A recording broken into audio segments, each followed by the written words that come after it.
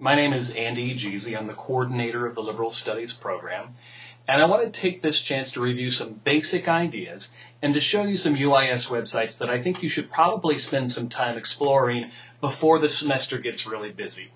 I'll try to go slowly without dwelling too much on each of them, so please just view this as an opportunity to see these things, to explore on your own. But if you have questions, contact me directly. Ask me whatever kind of questions pop up. The first thing I would like to do would be to start on the Liberal Studies webpage. This is a page that you've probably seen many times. It seems to me that the one thing you all need to know is what is required for a Liberal Studies degree. When we think of a Liberal Studies degree, we think in broad terms, and we're thinking of 60 upper level hours, junior and senior level hours. Now, obviously, there's some exceptions to all these things. There's some variability here, but just imagine that, if you will, 60 upper level hours. I'm going to click on, you might have noticed I clicked curriculum. I'm going to click on major to come to this page. You'll see that there are 10 hours of core classes required within the Liberal Studies program. So every student must take Liberal Studies 301, Self-Directed Learning, and Liberal Studies 451, Senior Seminar. In very broad terms, in LIS 301, you'll tell us what you plan to learn, and in LIS 451, you'll review what you actually learned. In addition to those 6 hours, you must take another 4 hours of program electives. If you click on this link, you'll see a whole list of these options. This list begins with descriptions of LIS 360 and 460 classes. If you were to look in the catalog or the schedule for a description of LIS 360 or 460, it would simply say that this is a topics course, meaning we can put all kinds of different topics in there, so you won't see the actual description of a class. So if, for example, you wanted to know more about memoirs across cultures, rather than look for the description in the catalog or the schedule, you can come to the website and see a little bit about it as well. Once you get past the descriptions, and you'll see there's a number of them, you'll actually see that there are some other classes that are outside of the Liberal Studies program, which you can also take to meet this 4-hour requirement. So again, 10 hours are required within the Liberal Studies program. In addition to that, every student at UIS must complete 13 hours of ECHE courses. Right below here, you'll see a little bit of a description of ECHE courses. ECHE stands for Engaged Citizenship Combined Experience. We spell it E-C-C-E, and when we say it out loud, we say ECHE. So you might hear it referred to in all of those ways, either by the abbreviation, the full term, or by that word that we say out loud. To meet the ECHE requirements, you have to take 13 hours. There are 3 areas within the ECHE's curriculum. There's U.S. communities, there's global awareness, and there is engagement experience. So to meet the requirements, you have to have at least 3 hours in each of these 3 areas.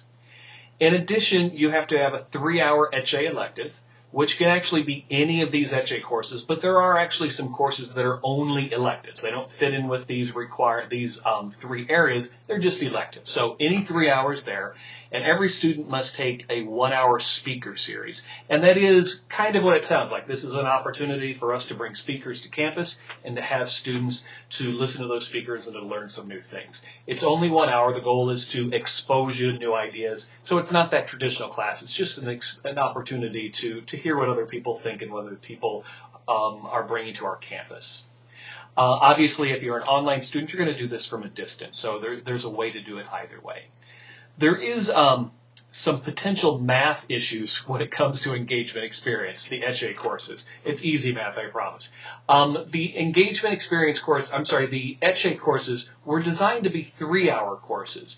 But oddly enough, we actually end up having some 4-hour ECHE courses as well.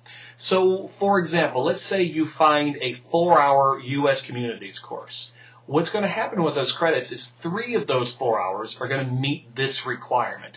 And then the 1 extra hour is going to come down here to the elective. So in theory, if you took a 4-hour course for each of these 3 areas, you would meet the 3-hour requirement there, and you'd bring over 3 1-hour additions to actually meet this etche elective as well.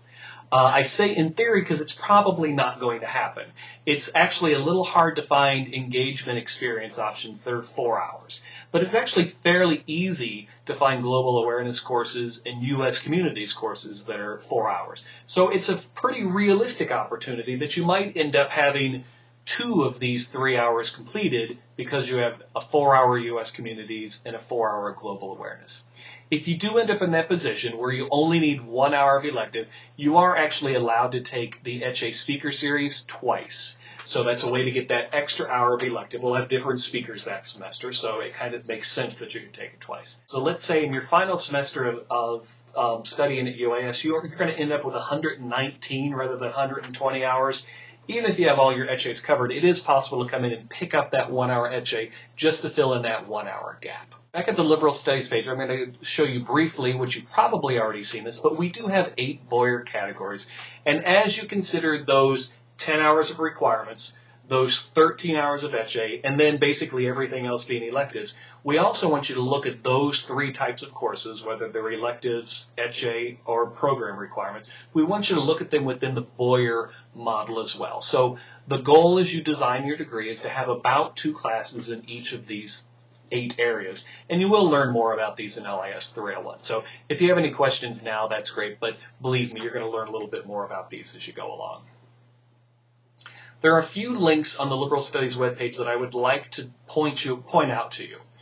One is something you may have already seen. I put up a version of the schedule, a version of the online schedule specifically. If you click on this, if you didn't use this, you'll see that I break the classes into different areas. So Group 1 classes are open to any student, whoever wants to take them. It's just first come, first serve.